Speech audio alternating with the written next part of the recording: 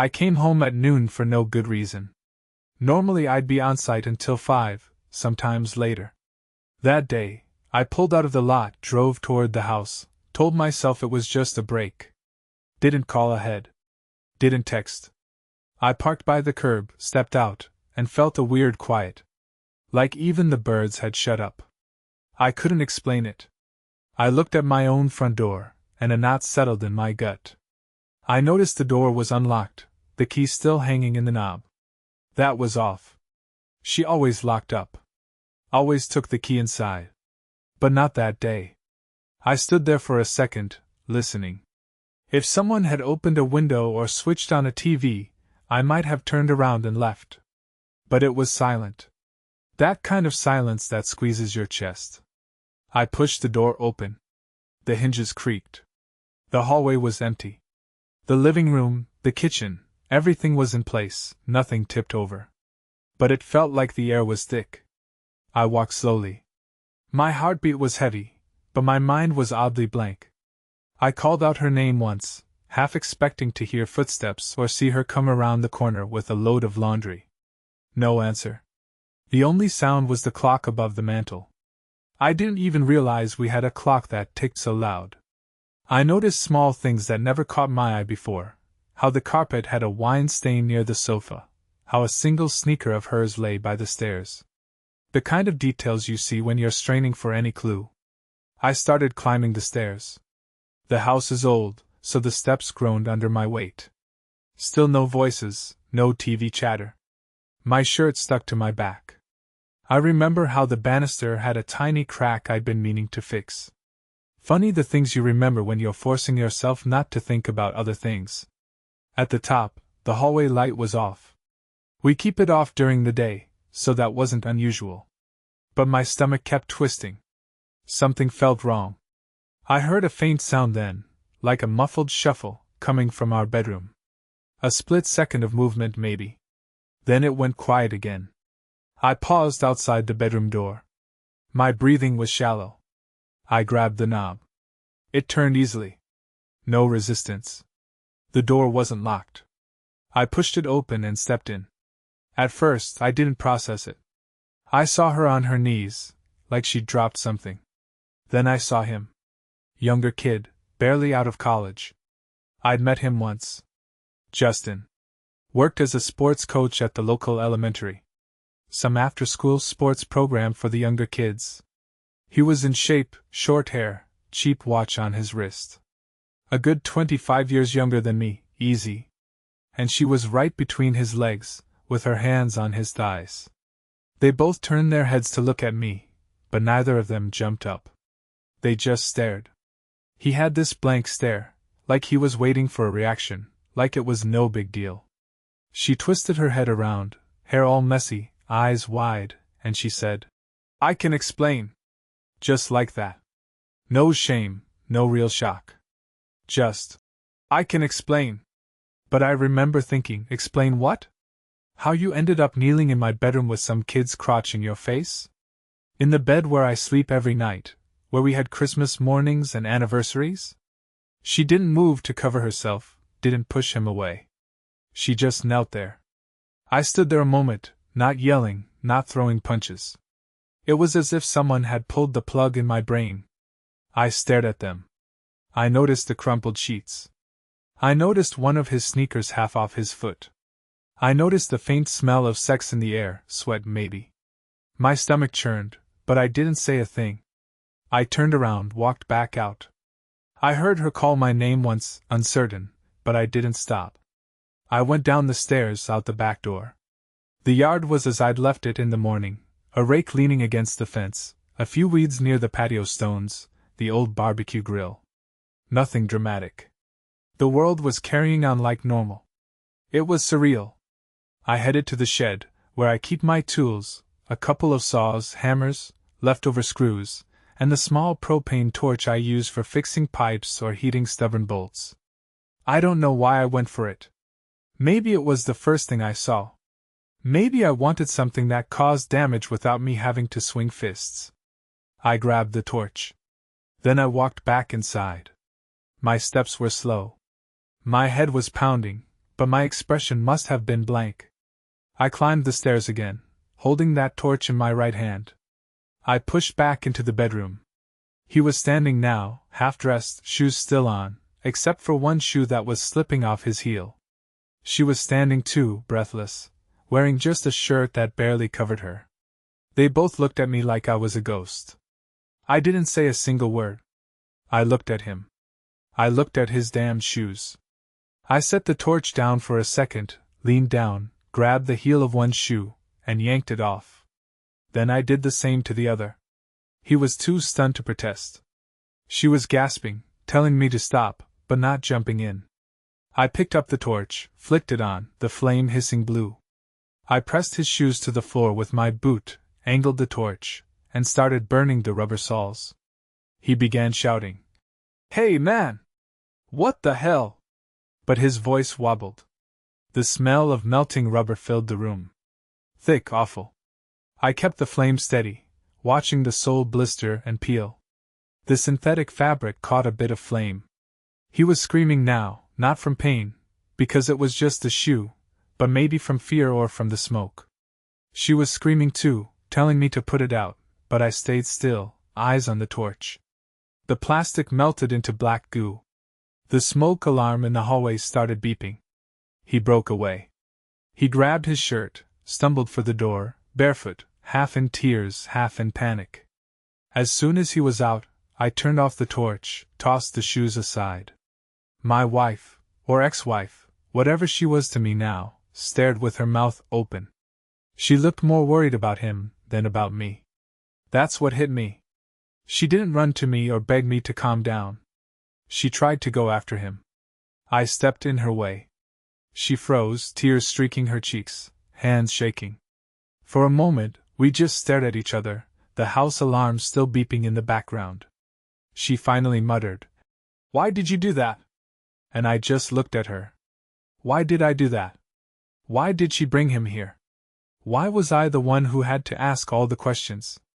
I let the silence hang. My head buzzed like I was on the edge of passing out. I could still smell burned rubber, and my eyes stung from the smoke. She tried to say something else, but I walked out, went downstairs, and yanked the battery from the smoke alarm. The beeping stopped. I heard her footsteps in the bedroom, maybe looking out the window to see if he'd gone. I stood in the hallway for a few seconds, letting the quiet settle in again. Everything was the same and not the same. I saw the pictures on the wall, her parents at our wedding, the two of us on some boat trip years ago. Smiling, arms around each other, that camera flash capturing a moment that was probably half happy, half posed. Now it felt like a bad joke. I went into the kitchen, found a glass, filled it from the tap. Drank it. Water never tasted so bitter. Then I heard her behind me, coming downstairs. She had thrown on a pair of sweatpants and a jacket, like she was cold. She kept rubbing her hands together, eyes darting from me to the floor. She looked younger than her actual age at that moment, like a scared kid. We'd been married a long time. She'd seen me angry, disappointed, upset, everything. But I'd never been that silent, and that probably terrified her.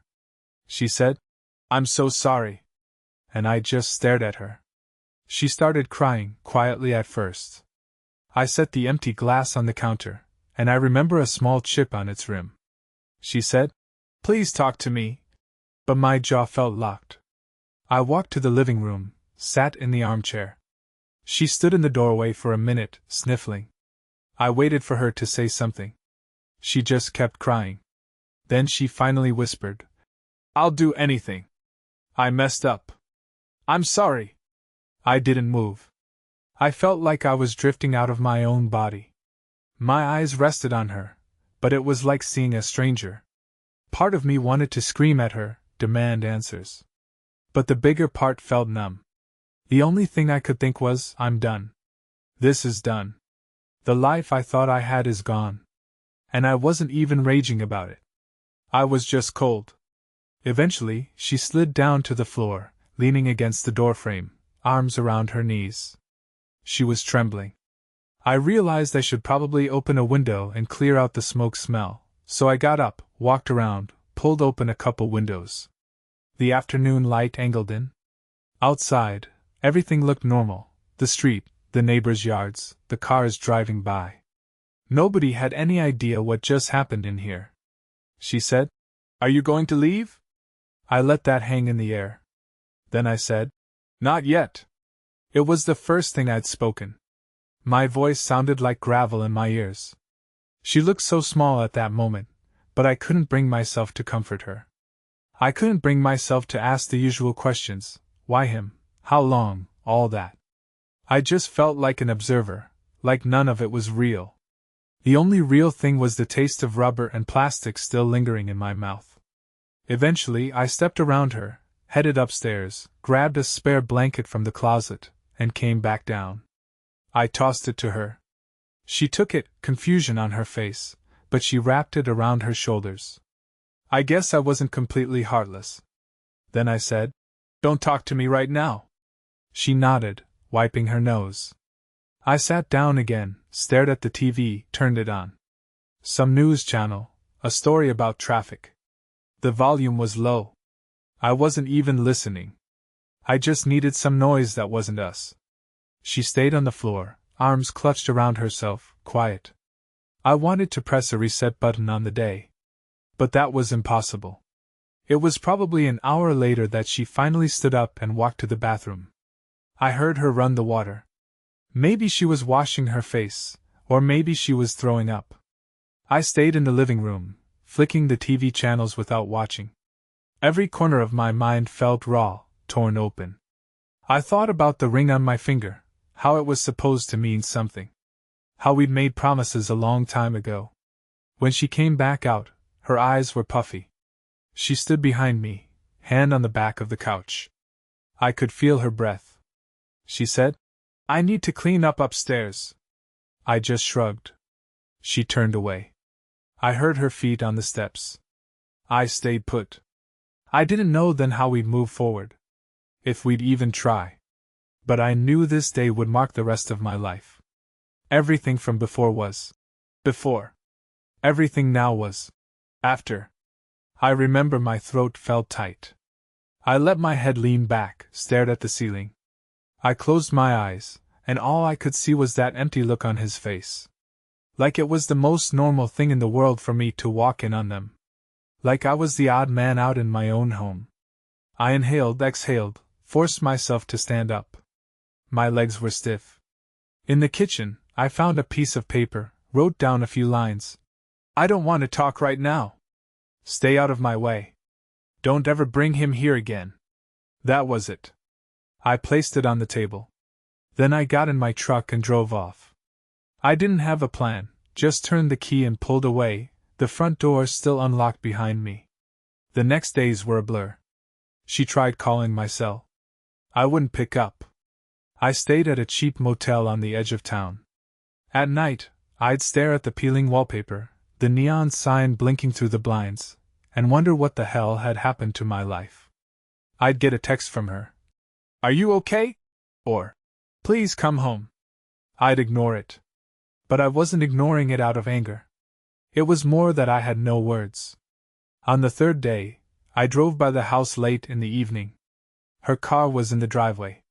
The lights upstairs were on. I sat there for a while, engine idling, thinking maybe I should just go in, talk it through. Maybe I should show up and demand an explanation. Then I remembered the smell of melted rubber, the hissing of the torch, his face. I felt sick to my stomach. So I drove away. A week passed like that. Work was half tolerable because it kept my hands busy, carrying lumber or working with a team, but my brain was stuck on that one moment in the bedroom. I felt a constant tension in my chest, like my life was on hold. I knew I had to face her eventually. And I wasn't even sure what I'd do once I did. On the seventh day, I got a short text. "I'm pregnant." I stared at my phone for a long time. Pregnant. My mind scrambled, trying to recall the last time we were intimate. It had been a few weeks, maybe a month. But then that kid's face flashed in my head. The timing was fuzzy, but the possibility was there. That maybe it wasn't mine. Or maybe it was. I didn't know. My chest felt like it was about to cave in. I sent back one word. Okay. She wrote. We need to talk. I sat on the edge of the bed in the motel, phone in my hand, leaning forward, my mouth dry. Eventually, I typed. I know. Tomorrow. I figured it was time. So the next day, I left work early, drove to the house. Pulled into the driveway, got out slowly. My hand shook a bit when I put the key in the door.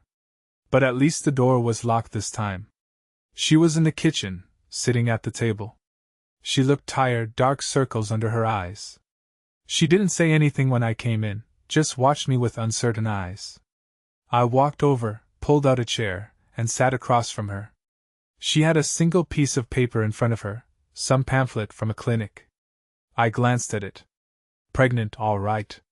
About 5 weeks along, if I was reading it right.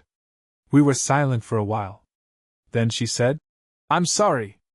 I rubbed my face, feeling the rough stubble that had grown in. I said, Is it mine? She started crying again, shaking her head. I don't know. I honestly don't know. That was all she said. For a few minutes, I just stared at that pamphlet on the table. My mind flickered through 1,000 scenarios, trying to figure out if I was mad at her, or scared, or if I cared at all. Finally I said, So, what now? She wiped her eyes. I want to keep it. That's all I know. I nodded slowly. The next words tasted like metal in my mouth, but I forced them out. If it's mine, I'll take responsibility. She blinked at me. And if it's not? I swallowed hard. I don't know, I said. We'll figure it out. That was how we left it. Me sitting there, her crying softly. No big blowout, no dramatic scenes. Just a quiet dread settling over both of us. Because neither of us knew whose baby she was carrying. And maybe it didn't matter. It was already here, forming inside her. The question was, what would we do about it? We spent that night under the same roof, in separate rooms. I crashed on the couch, fully clothed. I heard her upstairs, pacing, or maybe rummaging through drawers. Around midnight, I heard her come down the stairs. She stopped by the living room, looked at me, but I pretended to be asleep. She hovered there for a while, then went back up. I kept my eyes shut, my thoughts spinning in circles. Part of me wanted to leave again, but part of me was exhausted. I'd run out of energy to fight or argue. There was nowhere else to go. By morning, I still didn't know what I was going to do. But I had to go to work. So I got up, splashed water on my face, brushed my teeth in the downstairs bathroom. She was in the kitchen, sipping tea. She had that pamphlet next to her. She looked up at me. You leaving? She asked. I said, Yeah, I gotta work. She nodded. Then she said in a small voice, I'll make an appointment to confirm everything. Can you come? I almost said no, but something in me made me nod. Sure, I said, and I walked out without kissing her goodbye. On my drive to the site, I kept gripping the wheel tighter than usual. I turned off the radio. My mind kept replaying that day with the torch, the stench of burning rubber. Now there was this new piece of information. A baby might be in the mix. I felt lost, like I was locked in a story I didn't choose. But somewhere deep down, I knew that if it was mine, I couldn't just walk away. And if it wasn't, I wasn't sure I could stay. The line between those two outcomes felt razor thin. I got to work, put on my hard hat, tried to focus on hauling materials. The noise of saws and drills drowned out my thoughts for a while. But every time we took a break, my mind went right back to it, her, him, the baby. The guys at work probably noticed I was off, but nobody asked. They were used to me being quiet. They didn't push. I was grateful for that. That's how the introduction to this new chapter of my life ended. Not with a bang, but a grim sort of acceptance. I found out my wife might be carrying another man's child. And I was still there, still not sure if I'd stay or go. That confusion felt heavier than any anger I'd felt before. Because at least anger gives you something to do. But this was just a hollow fear. I drove back to the house that evening, parked, and walked in like a stranger. She sat on the couch, eyes swollen, as if she'd been crying on and off all day. She tried to speak. I just shook my head and said, "Not now." And that was it. We fell into a routine of silence. Two scared people under one roof, waiting to see which way the world would tilt next. Days passed, then weeks. She made the appointment. I went with her, stood in the waiting room. She filled out forms. We got the confirmation. She was definitely pregnant. She showed me the ultrasound. A tiny, blurry shape on a screen. The doctor was polite, didn't ask questions about who the father might be. We went home, said almost nothing. But it was real now. This was happening, like it or not. One night, I was on the couch again, half asleep, when she came down quietly and sat on the arm of the couch. The house was dim, just a streetlight glowing through the blinds. She asked me, "Do you still love me?" Her voice was brittle. I opened my eyes, stared at the wall. Eventually I said, "I don't know." She touched my shoulder, and I didn't pull away, but I didn't turn to face her. After a minute, she stood up and went back upstairs. And I lay there, feeling the weight of that question. Because I truly didn't know anymore. That's how it went. Every day was a new test of endurance. Me, going to work, coming home, ignoring the emptiness. Her, trying to hold it together, dealing with doctor's visits. We didn't talk about Justin. She didn't mention his name. But I felt him like a ghost in every room. Every time I heard her phone buzz, I wondered if it was him. Maybe he was out there somewhere, not caring. Maybe he was terrified. I didn't know. I didn't ask. Nothing changed on the outside. We still paid bills, still drove the same cars, still slept under the same roof. But we were just waiting for this baby to arrive, not sure whose it was. Or maybe we both knew it was his, but neither of us had the guts to say it. That was the introduction to our new reality, a quiet, miserable limbo, overshadowed by that day I walked in and found them together, and the flame of that torch that still burned in my mind. I decided to stay. Maybe I was too numb to leave, or maybe I wanted to see where it all led. I told myself I was there for the child, in case it turned out to be mine. Or maybe I just couldn't imagine starting over at my age, picking up pieces of a life shattered by her choice and my own inaction. So we lived side by side, in a tension that never fully broke, through doctor visits, through the changing shape of her belly, through the cautious questions from neighbors.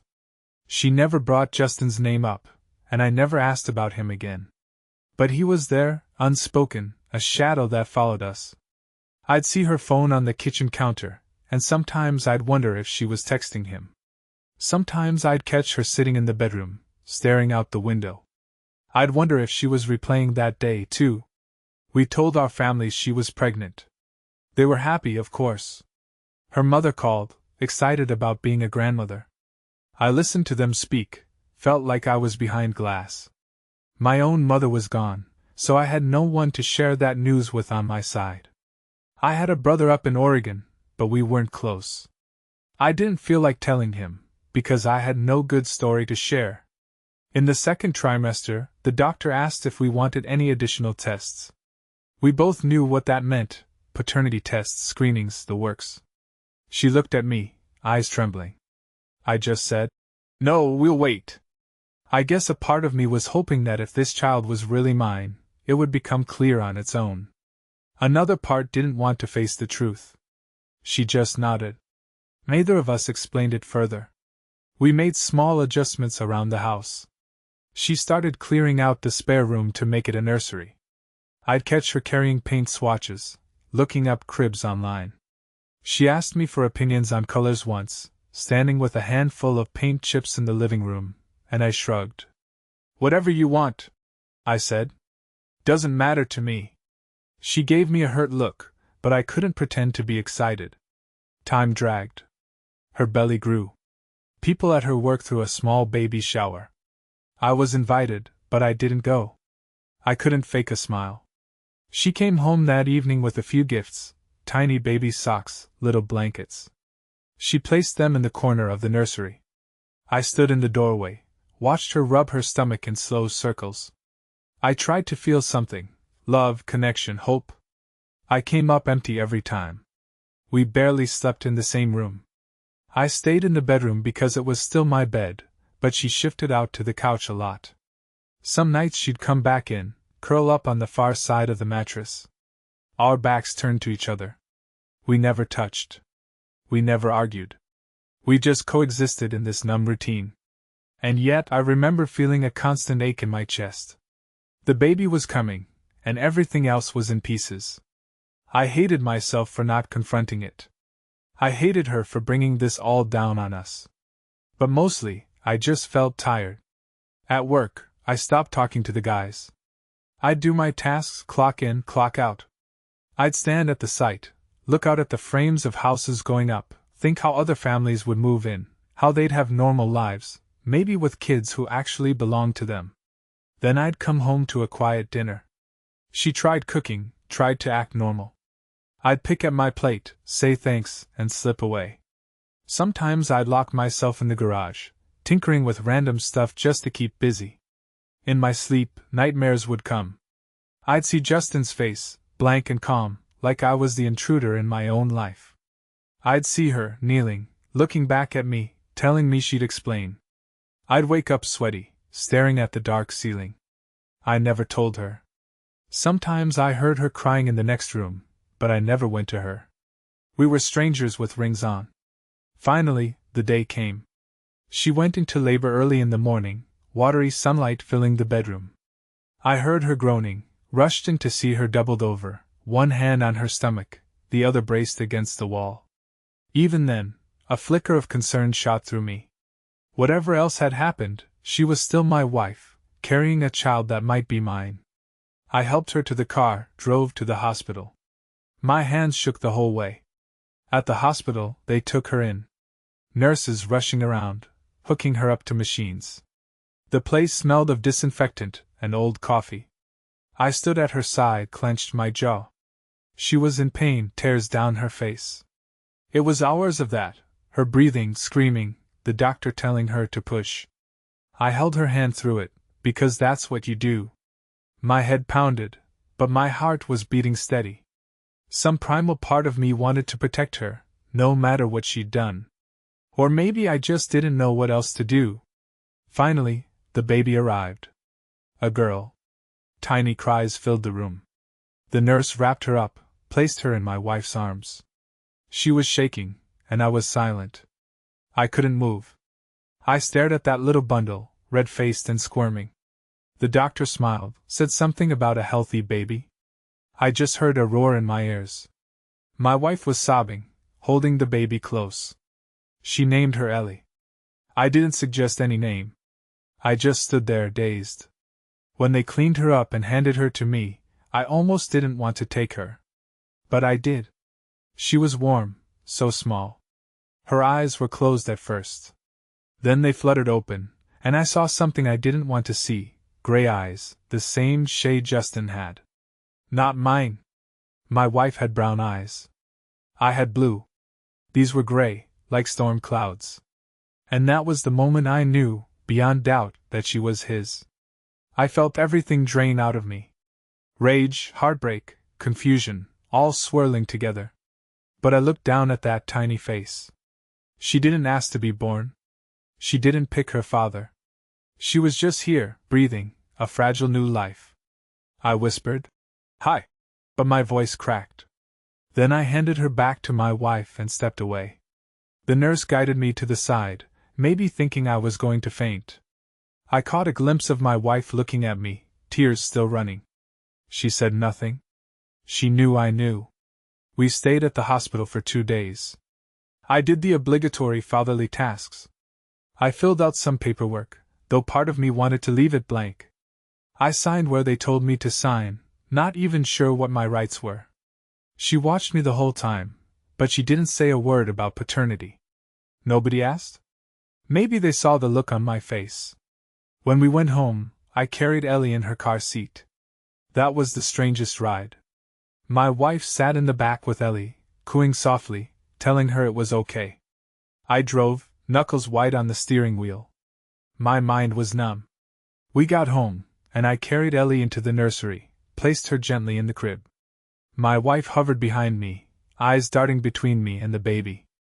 I turned to her, but words failed. I just walked out, closed the door behind me, leaving her inside with Ellie. From that day on, it was like living in a bubble. I tried going back to work after my days off, tried focusing on tasks. I'd come home to the sight of her nursing Ellie, or rocking her to sleep. I'd see those gray eyes open, and each time, a knot formed in my chest. I knew the truth, but I pretended we could still be a family. I told myself, maybe in time, I'll love her like my own. Maybe it doesn't matter. But it did matter. The lie was bigger than any other part of my life. She never said Justin's name. Not once. She never asked me if I was okay. She only tried to keep the house in order, keep Ellie fed, keep the illusion going. But I'd catch her watching me with this haunted look. Like she was waiting for me to snap. And for 6 months, I didn't snap. I played the part. I'd hold Ellie sometimes, feed her a bottle while my wife grabbed a shower. I never mistreated the kid. None of this was her fault. But inside, I felt like an empty shell. That's how the months crawled by until summer. One warm evening, Ellie was lying on my chest in the living room, half asleep. I was watching her little face, the tiny lashes, the soft breath. Then she opened those gray eyes again, and something inside me just cracked. I realized I'd been pretending all along, hoping that, somehow, she might still be mine. But the eyes told me otherwise. I couldn't keep the fantasy alive anymore. I could barely breathe. I handed her back to my wife, stood up, walked outside. Sat on the porch steps, stared at the evening sky, felt the tears burning in my own eyes for the first time. I couldn't even remember the last time I cried. But the truth was too heavy to swallow. And that's how I knew. My life here was done. There was no path forward in this house, with this baby who wasn't mine, with this woman who'd chosen someone else in the first place. I couldn't keep wearing the mask. I didn't want to lash out or break things. I just wanted out. Completely, irrevocably out. And I started forming a plan. I spent the next weeks in secret preparation. Maybe it was cowardly, maybe it was cruel, but I felt like I had no other choice. I'd already spent half a year in a sham, trying to preserve something that had died the moment I opened that bedroom door. Now I was done pretending. I wanted a clean break, no chance for them to tug me back. I wanted them to feel what it was like to be suddenly left with nothing. A part of me knew it was revenge, but I told myself it was the only way to breathe again.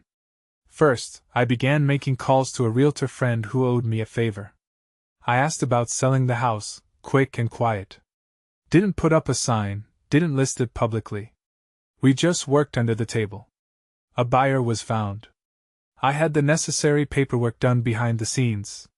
My wife never questioned me going out more often, she figured I was working overtime. I stored every dime in a new account with a different name. I forged her signature where needed, got the final price. The money transferred smoothly, and no one batted an eye.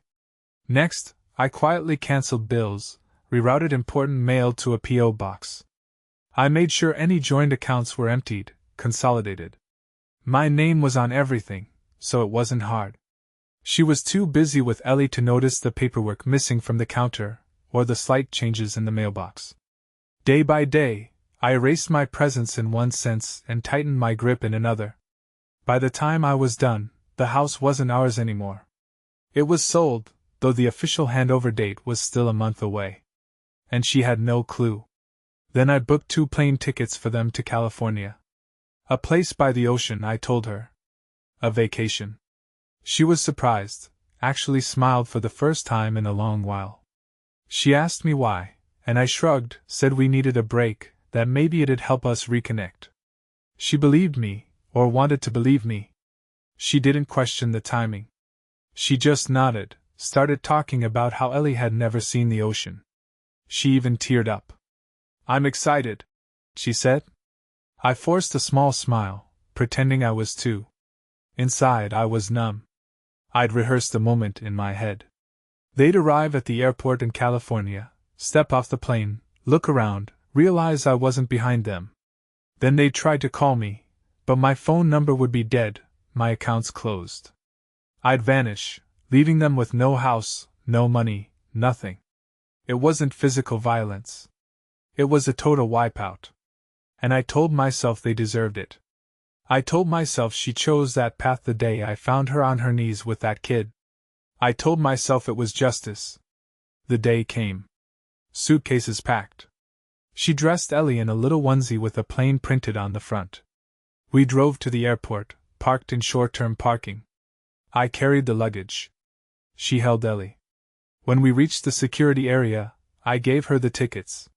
She handed one back to me, but I said, "You go first, I'll follow." She hesitated. I said, "I'll get a coffee, then I'll come in. I don't want to rush." She frowned a bit, but then Ellie fussed, and she moved ahead, scanning her pass, heading toward the gate area.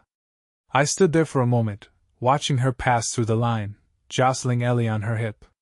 She glanced back once, and I lifted a hand, gave a small wave, trying not to let the adrenaline show on my face. She waved back, disappeared into the crowd. That was the last time I saw them. I went straight to the exit, got in my truck, drove away. Didn't look back at the terminal. My heart was pounding, but I felt a savage kind of relief. I thought of them landing in California, expecting me to appear. Then realizing I wouldn't. I thought of her rummaging for a credit card that no longer worked, calling a phone that was disconnected. I imagined her panic, her tears, and for the first time in months, I felt calm.